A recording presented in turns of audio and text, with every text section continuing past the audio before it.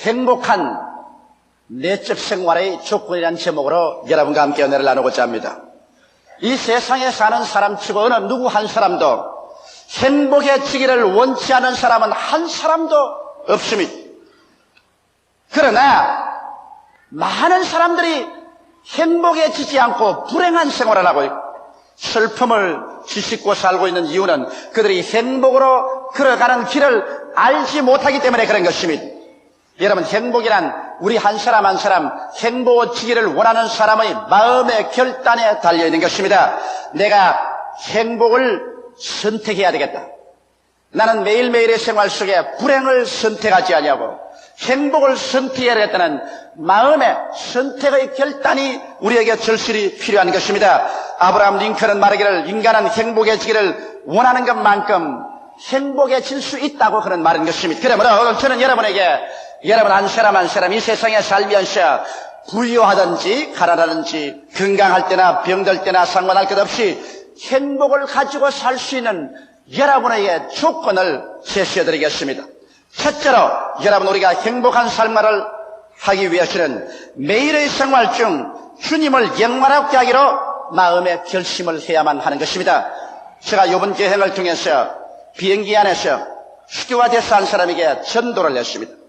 스튜어디스가 자기는 살고 싶은 생각이 없다, 죽어버리고 싶다, 그런 말을 해요. 그래서 당신이 살고 싶지 않고 죽어버리고 싶은 것은 당신의 삶의 내용이 텅 비었기 때문에 그렇다. 당신의 삶의 내용이 의미가 있고 가치가 있고 삶의 목표가 있으면 매일매일의 생활이 활기찰 것이다. 그런데 당신은 삶의 내용을 잃어버렸다. 그 내용이 무엇이 되어야 되겠는가?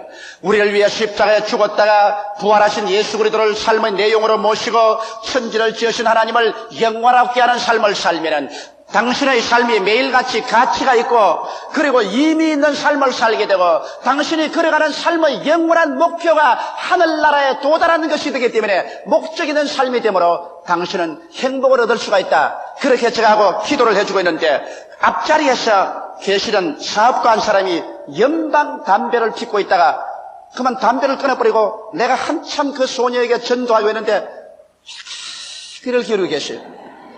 그래서 나는 못 본 채하고 전도를 계속했습니다. 다 하고 난 다음에 그 어른께서 저를 보시더면 제가 좀 말씀을 여쭈어도 괜찮습니까? 그래서 내 옆자리에 모시고 그 어른의 말을 들었습니다. 나는 상당히 성공한 사람입니다. 나는 집도 있고 돈도 있고 사회적인 지위도 있고 명예도 있는 사람입니다만 그 뭔지 모르게 인생이 늘 시들하고 공허합니다. 삶에 이욕이 없습니다. 마음이 늘 괴롭습니다. 이거 왜 그럴까요? 그래서 또다시 나는 그 어른에게 그런 설명을 했습니다. 당신의 마음속이 공허하고 시들한 이유는 마음속이 텅 비어있기 때문인 것이다.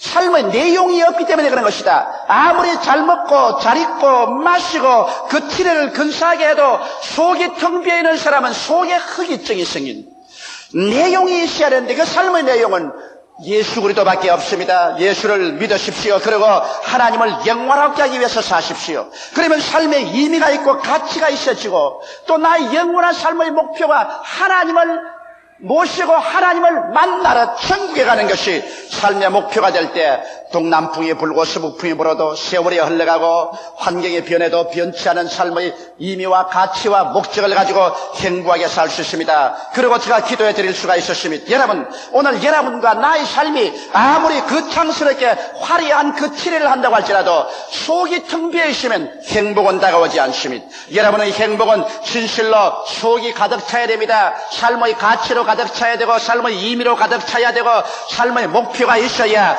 여러분께서 어떠한 처지든지 인간의 자부심을 느낄 수 있게 되고 삶의 가치를 느끼게 되고 그리고 자존심을 갖게 되고 삶의 기쁨을 얻을 수가 있는 것입니다. 이 길은 하나님을 매일매일 영원하게 하기 위해서 사는 그 길밖에는 다른 길이 없는 것입니다.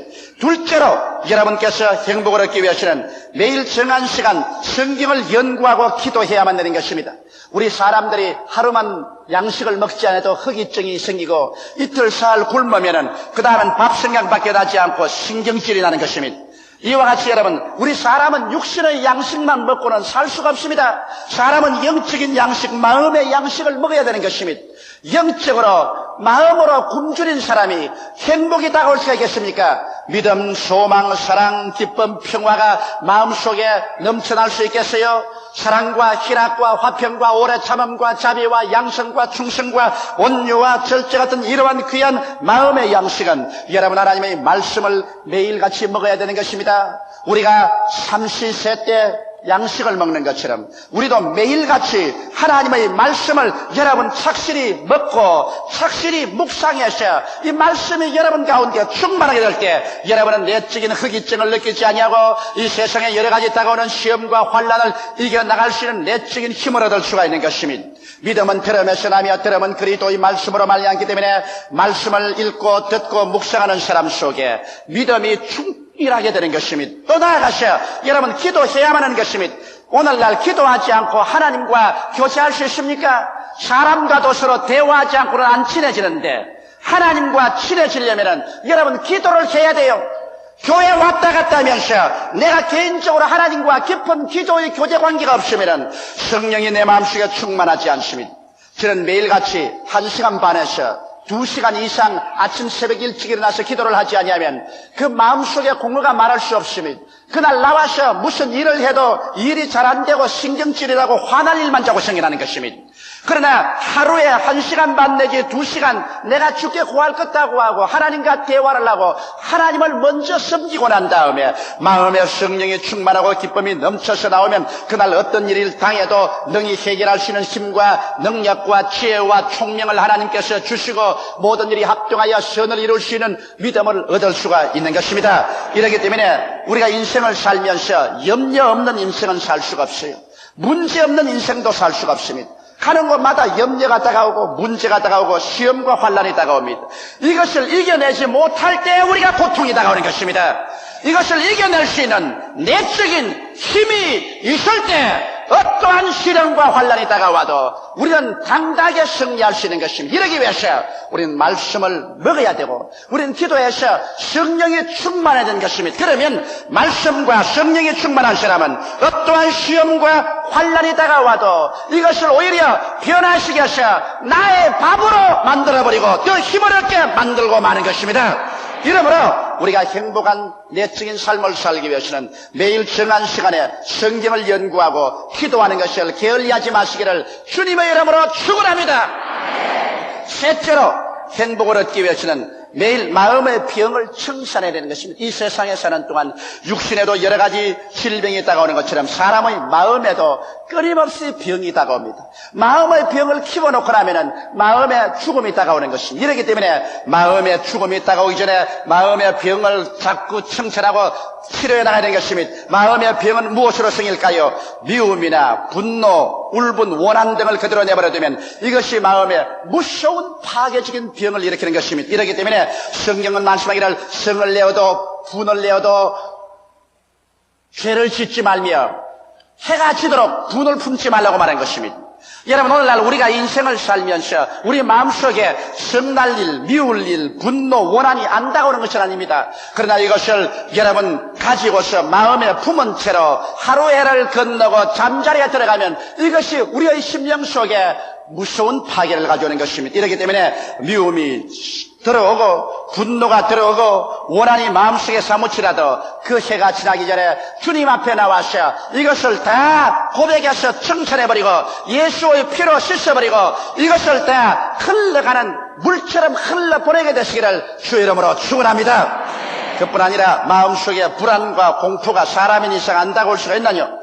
환경에 여러 가지 불안과 공포가 소용돌이 치며 다가옵니다. 이 불안과 공포가 다가올 때 이것을 가지고서 전전긍긍하지 말고 여러분께서 불안하고 공포에 차거들랑 일하는 손을 다 거쳐버리고 골방에 들어가서 하나님께 부르짖으십시오. 왜냐하면 이 세상에서 어떠한 불안과 공포라도 하나님은 더 위대하신 것입니다. 이 위대하신 하나님께 나가서 여러분과 마음을 열어놓고 간절히 기도해서 불안과 공포 대신에 예수 그리스도의 사랑이 마음속에 충만하게 되면 하늘과 땅을 지으신 하나님께서 나를 사랑하시고 부모주심으로 말미암아 나는 두려워할 것이 없다는 신념이 생겨나게 되는 것입니다. 그리고 부정적인 마음과 좌절감을 청산해내야 되는 것입니다. 우리는 환경에서 부정적인 환경과 부정적인 생활의 여러 가지 요건이 다가오는 것입니다. 이것을 그대로 받아들여서 부정적인 마음이나 좌절감을 가지게 되면 인간이 파멸당하고 마는 것입니다. 여러분, 이 세상에 살면서 우리가 그늘 밑을 찾아가려면 얼마든지 그늘이 있어요. 아무리 태양이 쨍쨍 베이는 대낮에도 나무 밑에도 그늘이 있고, 빌딩 밑에도 그늘이 있고, 처마 밑에도 그늘이 있고, 그늘진 길을 찾아가려면 얼마든지 찾아갈 수 있습니다. 그러나 태양이 찬란하게 비치는 그 아래 가려면은 여러분 태양빛 아래도 얼마든지 갈 수 있는 것입니다. 이렇기 때문에 행복이란 마음의 선택의 결정이 있다는 것은 이 세상을 살면서 슬픈 것을 찾아서 그것을 집중적으로 바라보고 그 마음이 부정적이고 파괴적이 될 수도 있고, 또 우리의 환경 가운데서 밝고 맑고 환하고 희망찬 것을 바라보고 그것을 집중적으로 생각하고 그것을 마음속에 받아들임으로 말미암아 마음속에 긍정적이고 적극적이며 창조적이고 생산적인 인간의 삶의 태도를 취할 수도 있는 것입니다.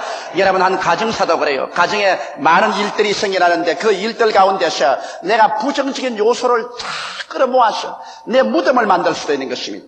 그러나 그 여러 가지 부정적 요소가 있음에도 불구하고 가정에서 우리를 즐겁게 하고 소망채우고 기쁘게 하는 요소를 뜻입니다. 이것을 자꾸 끌어모아서 갖고 와서 이것이 온 가정을 충만하게 채워버리게 할 수도 있는 것입니다. 이러므로 행복과 불행, 절망과 소망은 여러분과 내 마음의 선택에 달려있다는 것을 우리가 깊이 알아야만 되는 것입니다. 이렇기 때문에 우리는 부정적인 환경이나 좌절을 가져오는 환경을 그대로 받아들여서 마음조차 부정적이 되고 좌절해버리지 말게 되기를 주의 이름으로 축원합니다.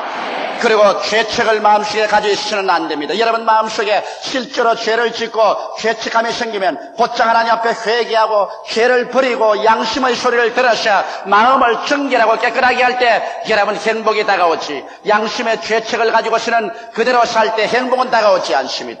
또 거짓된 죄책도 있습니다. 사실은 죄가 아닌데도 죄스럽게 생각하는 이런 것조차도 예수의 피로 씻어버리고 정하게 해서 마음이 밝고 맑고 환할 때 여러분 행복이 다가오게 되는 것입니다. 넷째로 행복하기 위해서는 가족들과 친해지도록 노력해야만 되는 것입니다. 오늘 사는 생활이 너무나 복잡하고 바쁘기 때문에 자기의 각자 맡은 일에 정신이 팔려서 가족들하고 친해질 리가 없습니다. 부부 간에도 친해질 리가 없고, 더구나 부모 자식들 간에 친해질 시간이 없으므로 대화가 막혀버릴 때가 많은 것입니다. 이것이 가장 큰 불행의 요소 중에 하나인 것입니다.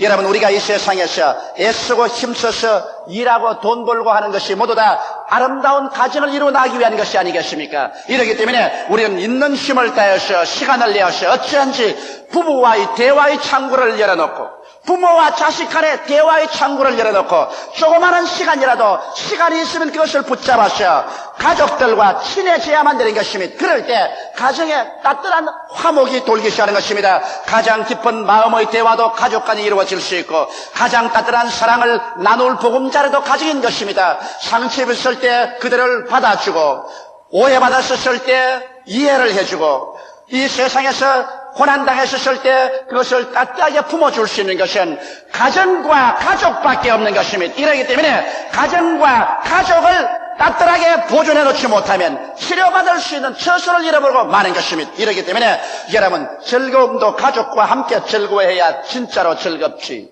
가족과 함께 즐거워하지 않으면 즐거움이 없습니다. 나는 옛날 지금도 그렇지만 세계 여러 곳에 나가서 복음을 전가하다가 아주 아름다운 경치 같은 것을 보면 좋다 그런데 별로 안 좋아요. 마음에 어떤 생각이 하면 내 아내하고 같이 와서 보았으면 얼마나 좋을까 그런 생각이 나요. 혼자 보지 말고 아내하고 같이 보면서 이것을 설명을 해주면 이것이 더 큰 행복의 플러스가 되지 않겠는가 그런 생각이 마음속에 늘 났을 때가 있습니다. 맛있는 음식을 먹을 때 저는 이것을 우리 부모님에게 좀 갖다 드렸었으면 내가 더 맛있겠다 이런 생각이 늘 마음속에 납니다. 좋은 것은 가족들끼리 서로 나누면 나눌수록 더 좋아진다는 것을 알게 되시기 바랍니다. 다섯째로 우리가 행복해지기 위해서는 매주일 주위의 성도들과 친교를 가져야만 되는 것입니다. 이 세상에 사람은 절의 고도에 자란 것처럼 혼자 살 수는 없는 것입니다. 사람은 사회적인 존재인 것입니다. 서로 교제하고 살아야 돼요. 이렇기 때문에 사람들은 서로 친면할 수 있는, 대화할 수 있는 사람의 상대가 있어야 되는 것입니다. 그래야 고독을 면할 수 있는 것입니다. 세상에서 가장 무서운 병이 여러분 고독입니다. 이렇기 때문에 사람들이 혼자 살 수 없는 이유가 다른 것이 아니라 경제적인 여건보다도 정신적인 고독을 사람이 견딜 수가 없다는 것입니다. 이러므로 사람은 서로 만나서 서로 대화하며로 말미암아 자아를 확립합니다. 내가 누군가는 서로 대화를 통해서 분명히 알 수 있는 것입니다. 내가 좋은 사람인가 나쁜 사람인가, 행복한 사람인가 불행한 사람인가, 의로운 사람인가 불의한 사람인가, 이런 것은 사람들과 대화를 해볼 때 내 자신을 확정할 수가 있는 것입니다. 그리고 서로 우리 예수 믿는 성도들은 교제함으로 말미암아 서로의 신앙에 불을 붙여주고 서로 모자라는 것을 도와줄 수가 있는 것입니다. 우리 교회에서는 이 때문에 구역 예배 여러분이 착실히 출석하기를 원하고 있는 것입니다. 교회 여러분 대예배는 이렇게 많은 사람이 한꺼번에 모여있기 때문에 숫자에 불과하지 서로 얼굴을 마주대는 그와 같은 마음과 마음의 대화가 이루어지지 않습니다.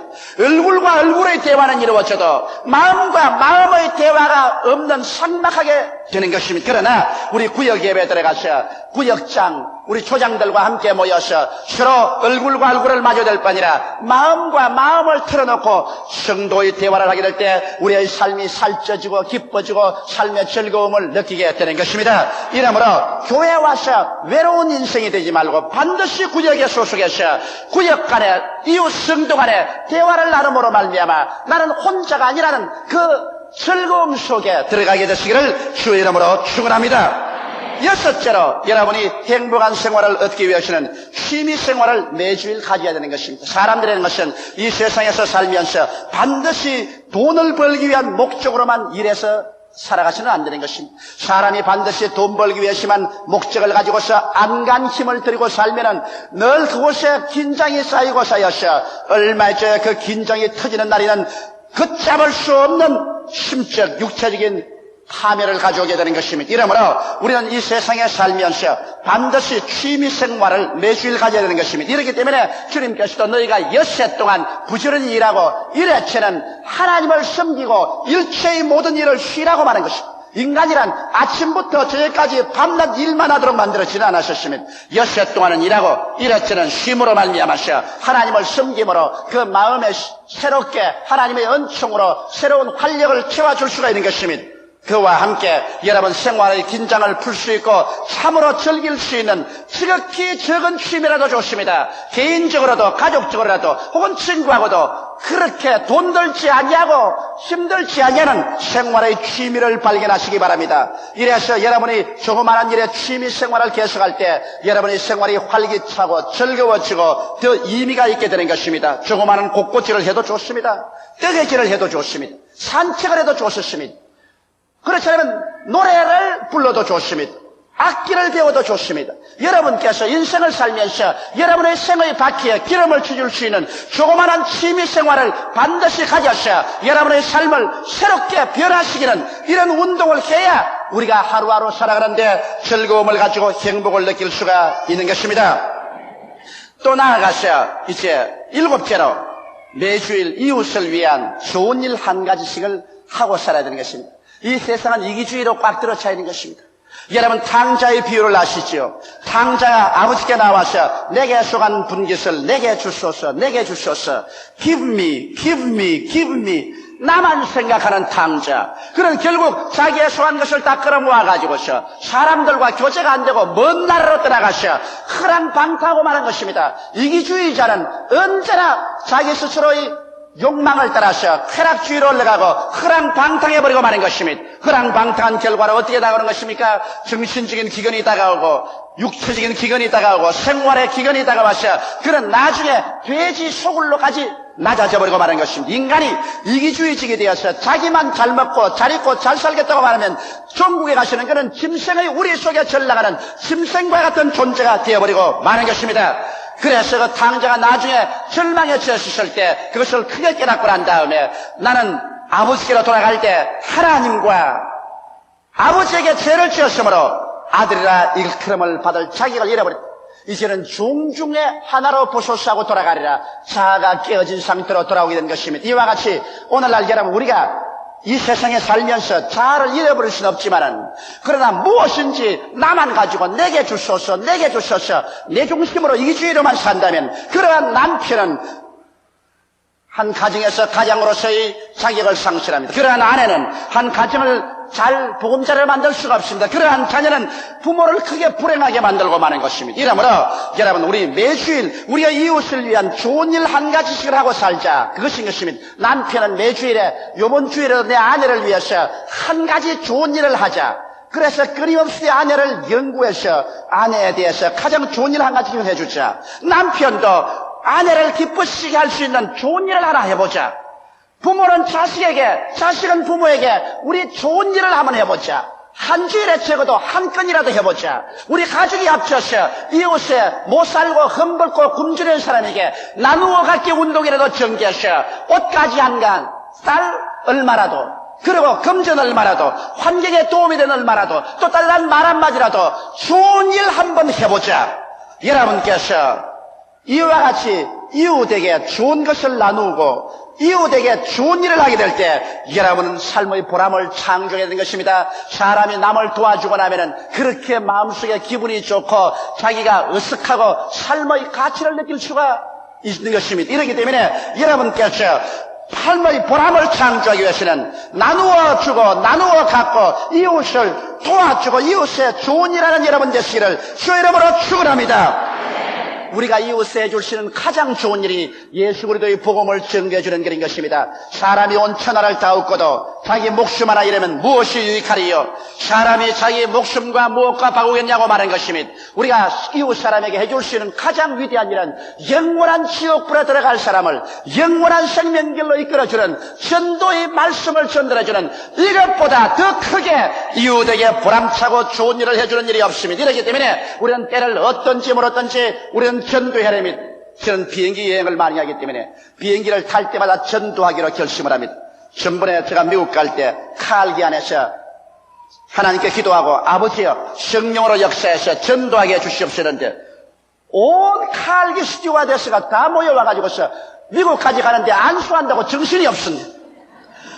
와서 예수의 보고 말씀을 듣고 그래서 자꾸 안수해달라고 해서 안수하는데 개인 문제, 가정 문제, 생활 문제, 결혼 문제, 신랑 얻는 문제 할 것 없이 온갖 문제를 가지고 다 기도를 해주고 나니까 은간 비행기가 미국에 도착하고 말더라는 것입니다. 이와 같이 남을 도와주고 나니까 시간 가는 또 모르고 그렇게 보람차고 좋을 수가 없어요. 이와 같이 할 때 자기의 이미지가 고양되는 것입니다. 야, 나도 남을 도와주고 사니 살만한 사람이 되었구나. 자기 이미지가 고양됩니다. 여러분, 그리고 존중할 수 있는 마음, 자존심이 생기면 마음에 행복해지지요. 그렇게 되면은 여러분께서 마음속에 즐거움을 느낄 수가 있는 것입니다. 사람은 여러분 자기를 사랑하게 될 때 행복해지고 그리고 남을 사랑하게 되는 것입니다. 내가 삶에 보람이 있다. 내 이미지가 고양되고 나도 자존심이 생기게 되면 마음이 행복해져요. 마음이 즐거워져요. 마음이 즐거워지면 또 더욱 다른 사람을 행복하게 만들 수가 있는 것입니다. 이와 같은 일을 할 수 있는 가장 좋은 길이 매주일 이웃을 위한 좋은 일을 적어도 한 가지씩은 하는 여러분 되시기를 주 이름으로 축원합니다. 행복은 우연히 다가오는 것은 아닙니다. 능동적으로 행복의 씨앗을 심어야 행복이 다가오는 것입니다. 여러분께서는 심고 거두는 법칙을 잘 아시지요? 성경은 말씀하기를 스스로 속이지 말라. 사람이 무엇으로 심든지 그대로 거두리라고 말씀하신 것입니다. 육체로 심으면 썩어질 것을 거두고 성령으로 심으면 영생으로 거두는 것입니다. 오늘 제가 여러분께 말씀한 7가지 조건으로서 우리가 행복의 조건으로 심어놓으면 여러분과 나에게 어찌할 수 없이 행복이 다가오는 것입니다. 첫째로 매일 생활 중 주님을 영원하게 하기로 결심해서 텅 빈 인생을 살지 말고 가득한 인생을 살자. 둘째, 매일 정한 시간 성경을 연구하고 기도함으로 말미암아 내적으로 굶주린 사람이 되지 말자. 셋째로 매일 마음의 병을 청산해서 마음이 죽음에 이르지 말게 하자. 넷째로 가족들과 친해지도록 노력하자. 다섯째, 매주일 주위의 성도들과 친교를 가지자. 여섯째, 취미생활을 하자. 일곱째, 매주일 이웃을 위한 좋은 일 한 가지씩을 하고 살아가자. 이와 같은 행복의 조건의 씨앗을 심어놓으면 그 열매로서 어찌할 수 없이 행복은 여러분의 무릎 위에 30배, 60배, 100배로 떨어지게 되는 것입니다. 행복은 선택에 달려있는 것입니다. 내가 행복을 하게 되겠다고 결심하고 그걸 선택하면 행복할 수 있고, 내가 불행을 선택하고 불행해지기를 원하면 불행해질 수 있는 것입니다. 인생을 살면서 모두 다 여러분께서 주 안에서 참으로 행복한 삶을 살게 되시기를 주님의 이름으로 축원합니다. 다 같이 고개시켜 기도드리겠습니다. 살아계신 하나님 우리 아버지, 오늘 제2부 예배에 모인 여러분들이 한 사람도 남김없이 하나님이 주신 천재 일우의 삶의 기회를 행복으로 채워놓는 삶을 살게 도와주시옵소서. 스스로 불행의 길을 택하여 통곡하고 탄식하며 살지 않게 하여 주시옵시고, 내가 행복하고 남을 행복하게 만들어주는 우리들이 되게 도와주시옵소서. 예수님 이름 받들어 기도드리옵나이다. 아멘.